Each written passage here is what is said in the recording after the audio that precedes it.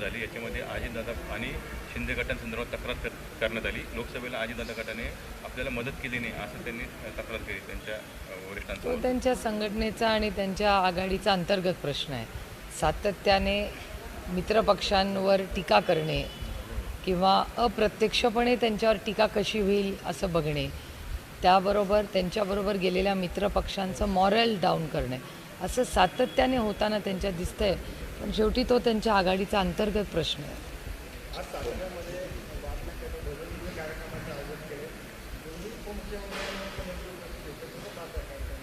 एकतर त्या वाघनखांबद्दल प्रयत्न केला सरकारने, सरकारचा कौतुक आहे, आनंद आहे.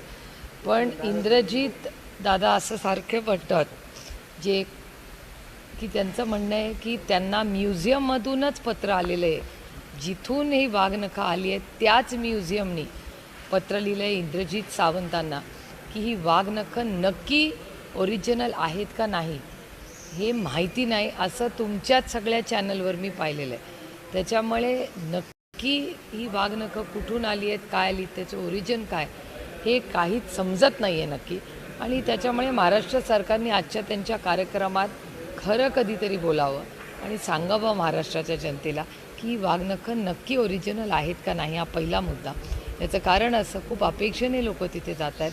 लहान मुलं, पिढी, शाळा, तुमच्याच चॅनलवर मी आता पाहिलं की शाळांसाठीही ते वेगळा वेळ ठेवणार आहेत.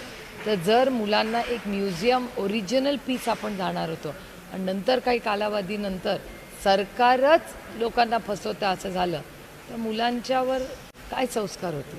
त्याच्यामुळे असं काहीतरी पॉलिटिकल गिमिक विधानसभा समोर ठेवून काहीतरी असं करण्यापेक्षा जे खरं आहे, जे सत्य आहे, इतिहास स्वतःच्या मनापासून लिहिता येत नाही. इतिहास जो खरा आहे तोच लिहायचा असतो आणि तोच सांगायचा असतो.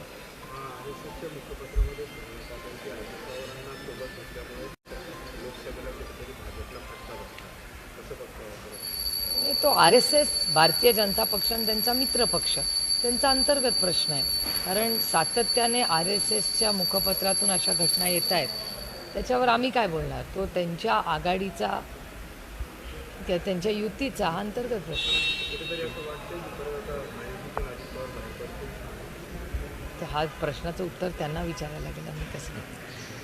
पुण्यामध्ये काल एक दिवसाढ गोळीबार झाला.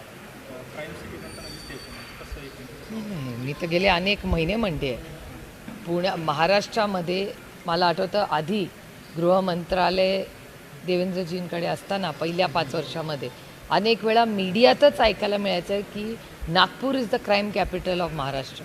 आता एक मोठा बदल झालेला आहे आणि क्राईम तर वाढलाच आहे महाराष्ट्रामध्ये. क्राईम वाढला आहे, त्याचं एपिसेंटर दुर्दैवाने हे पुणे शहर झालेलं आहे.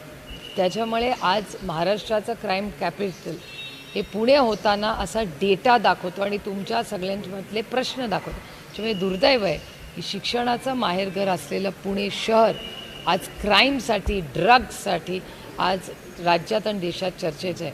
हे पूर्णपणे महाराष्ट्र सरकारचं अपयश आहे.